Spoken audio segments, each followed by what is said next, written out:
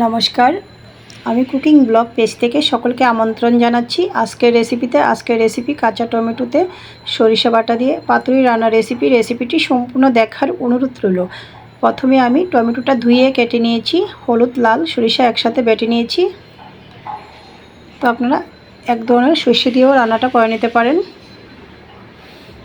চুলা অন করে একটি কড়াই বসিয়ে দিয়েছি, দিয়ে দিয়েছি সরিষার তেল।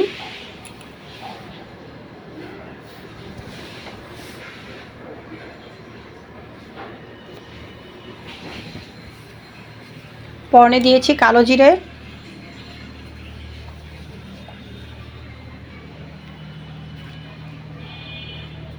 ফোড়ন ভাজি হওয়ার পর দিয়ে দিয়েছি পরিমাণ মতো হলুদ গুঁড়া, টমেটো, স্বাদ মতো লবণ,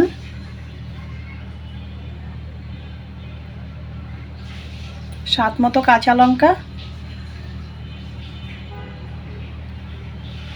নাড়াচাড়া করে ঢাকনা দিয়ে দিয়েছি।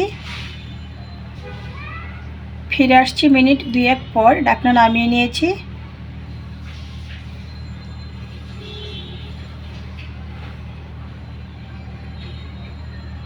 এরপর যে আমি দিয়ে দিয়েছি সরিষা বাটা,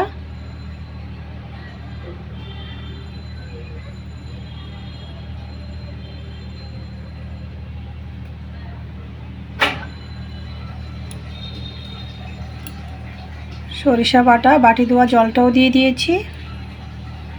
নাড়াচাড়া করে নিচ্ছি।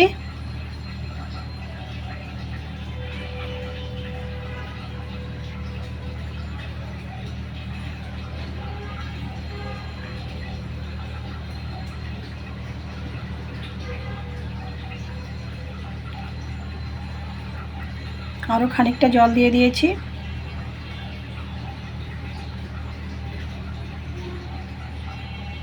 ঢাকনা দিয়ে দিয়েছি, নাড়াচাড়া করে ফিরে আসছি 3 থেকে 4 মিনিট পর, ঢাকনা নামিয়ে নিয়েছি। দিয়ে দিয়েছি কুচানো ধনিয়া পাতা,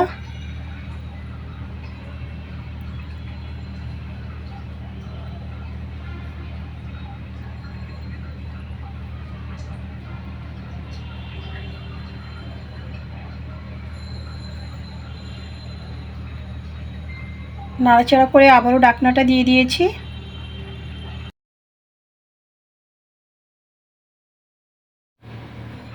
ঢাকনা দিয়ে চুলার আঁচ বন্ধ করে দিয়েছি।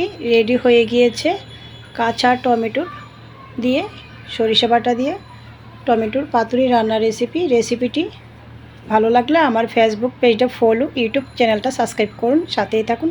সকলকে ধন্যবাদ।